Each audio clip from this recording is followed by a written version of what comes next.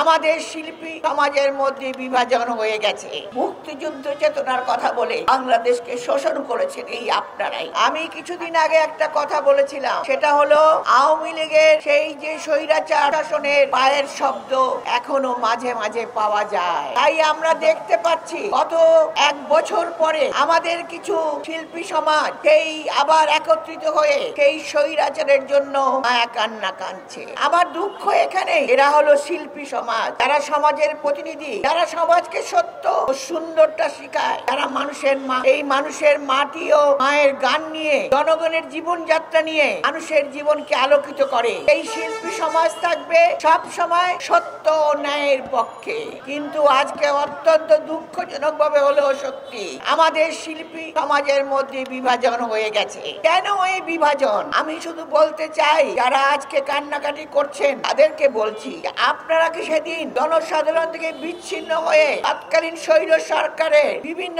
সুবিধা নিয়ে আপনারা সেদিন আত্মসুবিধা নিয়ে নিজেরা আত্মসুখ উপলব্ধি করেছেন এবং নিজেদের সম্পদ গড়ে তুলেছেন? আপনারা সেদিন দেখেন নাই কিভাবে আয়না ঘরে বাবাকে বন্দি করে একটি সন্তানকে বাবার কোল থেকে বিচ্ছিন্ন করেছে। মোনালিসা হেভি ফ্লো 15 পিস প্যাকেটের সাথে 8 পিসের একটি প্যাকেট একদম ফ্রি। আপনারা সেদিন দেখেন নাই কিভাবে মানুষের বুকের উপর নির্যাতন চলছে। আপনারা সেদিন দেখেন নাই কিভাবে আমাদের সাধারণ নাগরিক থেকে বিরোধী মতামত যারা পোষণ করত সবাইকে কারাগারে নির্যাতনের শিকার হতে হয়েছে, জেল খাটতে হয়েছে।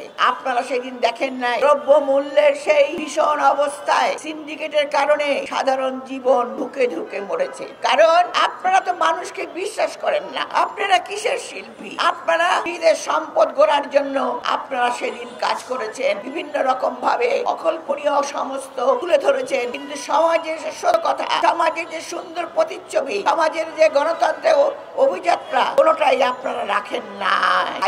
আজকে আমরা বলতে চাই, 5ই আগস্টে এই 24-এ যে গণ অভ্যুত্থান হয়েছিল, এই গণ অভ্যুত্থানে ছাত্র, যুবক, শ্রমিক, জনতা, নারী, পুরুষ, শিশু সকলে সেদিন নেমে এসেছিল। সকলের বুকে আহাজারি ছিল। সেদিন শিশুকে হত্যা করা হয়েছে, আমার ছাত্র ভাইদেরকে হত্যা করা হয়েছে। আপনাদের সেই দোষর, আপনাদের স্বৈর সরকার পালিয়ে যেতে বাধ্য হয়েছে সেই গণ অভ্যুত্থানের ফলে। কিন্তু আপনারা এখনো ভুলতে পারছেন না, আপনারা ষড়যন্ত্র করছেন। আপনাদেরকে আমরা আবারও বলতে চাই, এই বাংলাদেশ স্বাধীন হয়েছে শহীদ প্রেসিডেন্ট জিয়াউর রহমানের স্বাধীনতা ঘোষণায়। তিনি মুক্তিযুদ্ধ করে দেশকে স্বাধীন করেছিল। শুধু তাই নয়, রণাঙ্গনে যে যুদ্ধ করেছে বাংলাদেশকে দিয়েছিল উপহার। এ দেশে এগিয়ে নিয়ে গিয়েছিল দেশনেত্রী বেগম খালেদা জিয়া, যিনি ওই স্বৈর সরকারের কবলে পড়ে, যাকে মিথ্যা মামলায় গত 18টা বছর ধুকে ধুকে মৃত্যুর সঙ্গে পাঞ্জা লড়তে হচ্ছে। কিন্তু তিনি এখনো আপোষ করেন না। তার একটাই কথা, এদেশের জনগণ আমার সন্তান, আমি মরলে এদেশেই মরবো, সন্তানদের অধিকার বোঝাই। তিনি একটি কথায় বলে গেছেন জেলে যাওয়ার সময়, দেশ বাঁচাও, মানুষ বাঁচাও। আজও তিনি গণতন্ত্রের জন্য লড়াই করছে। তিনি কিন্তু আপোষ করে অনেক আগে সরকারে বসতে পারতেন, কিন্তু তিনি তা করেন না। তাই তাকে মিথ্যা মামলায় আজকে এই অবস্থায়, আজকে বিভিন্ন অসুখে তিনি জর্জরিত। আজকে আমাদের সামনে আপনাদের ভারপ্রাপ্ত চেয়ারম্যান জনাব তারেক রহমান আছেন, যিনি এই আসনে স্বৈর শাসনের কবলে পড়ে মৃত্যুর মুখ থেকে তিনি বিদেশে অবস্থান করে চিকিৎসা শেষে এই বিরাট বাংলাদেশের জনগণকে একত্রিত করে আবার এই আন্দোলনকে সফলের নেতৃত্ব দিয়েছেন। আন্দোলন সফল হয়েছে এবং স্বৈর সরকার পালিয়ে গেছে, অতীত সরকার পালিয়ে গেছে, দানবীয় সরকার পালিয়ে যেতে বাধ্য হয়েছে। তাই একটা কথা আপনাদেরকে বলতে চাই, আপনারা এখনো সজাগ হন। আপনারা শিল্পী মানুষ, শিল্পী চর্চা করেন বিভিন্ন ক্ষেত্রে, যে যেখানে আছেন